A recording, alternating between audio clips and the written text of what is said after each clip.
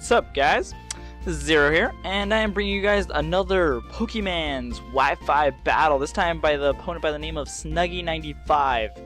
Now, this person I've battled a few times. It's a UU match, and she's pretty chill. If you're watching this right now, chances are I am right now in Mexico, and I'm using the scheduled uploader to do this because, well, you know, I can't be bothered to, record this because I'm not going to be here this weekend. So I need to leave you guys an episode or something, and I don't really want to record too much. The easiest way I see this is I have a Pokemon battle. So here's our battle, and I start off with my Victini. It's a UU match, as I've stated before. I'm pretty sure you guys saw the team. And I go for the U-turn. I guess she decided to stay in because I really don't know. I guess I didn't want to go for the V-Crate right off the bat. I had a feeling she would lead off with the Zoroark, so I go for the U-turn. And it turns out to be Zoroark, but it doesn't kill it. Fine and dandy. I'm going to go into my beastly Pokemon, Arcanine. And you know, at this point, I did not know if this Zoroark was going to be physical or special.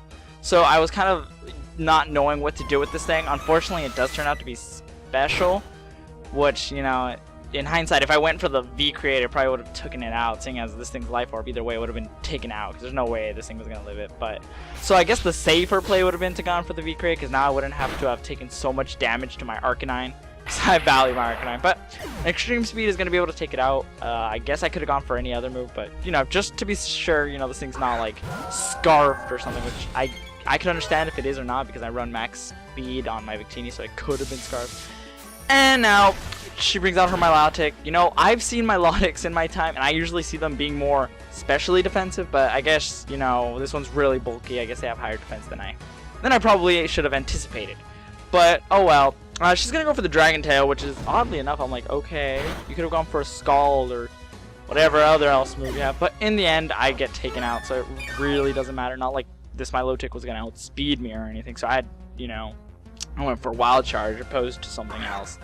But now, I'm going to bring up Tamama, Tamama. And I'm going to T-Bolt it. You know, I do realize it is specially defensive, or at least I'm like, well, it's either one or, you know. Seeing as it had Dragon Tail, I kind of presumed that it was both invested in both special defense and defense, because, I mean, why else carry Dragon Tail unless you want to start phasing things, but she didn't really have any, like, hazards or anything, but yeah. And this match gets actually real interesting towards the end, but here I make a pretty bad play. I should have seen this one coming. I saw the Heracross, and you know, I didn't want to get hit with anything, but she predicted me to go with the Stone Edge. I was like, crap, well, I didn't want Tamama to get hit with anything in the first place, but you know, I thought it would carry Earthquake instead of Stone Edge, and I'm like, well, hell. But luckily she misses her second Stone Edge, and right here I'm able to tell that that thing's Scarfed. But seriously, the fact that that Stone Edge missed plays big time, because right now I would have to deal with this thing some other way, knowing that it's Scarfed. But it's going to get completely wrecked by V-Create.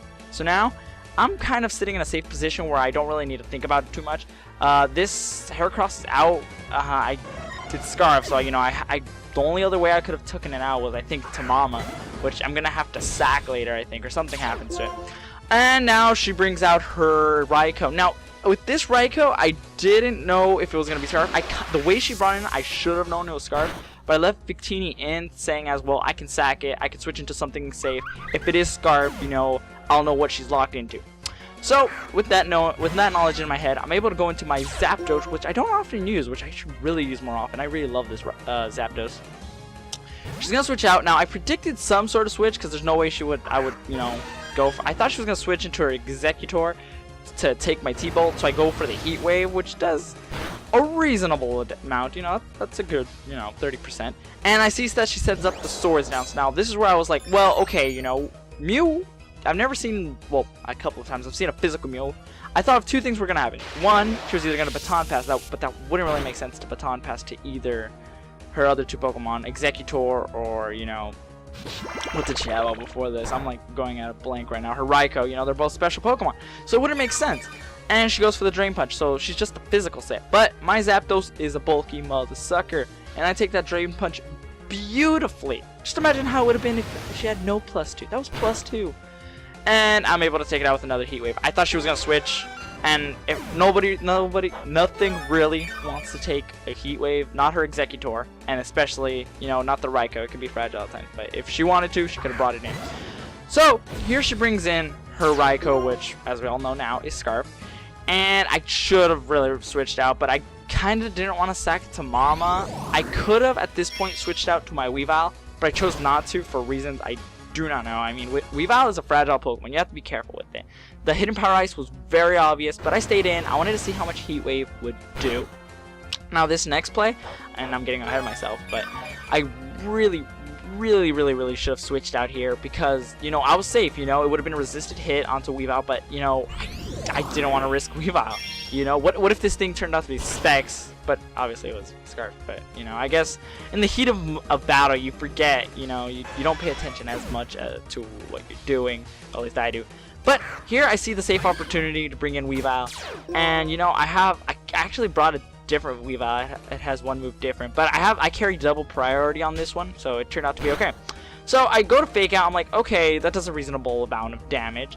I forgot what its base is, but it's not Stab or anything. So next I'm going to go for my second priority, knowing that this thing is Scarf. Even though it's locked in on Hidden Power, I'm pretty sure I could take a Hidden Power Ice if I wanted to.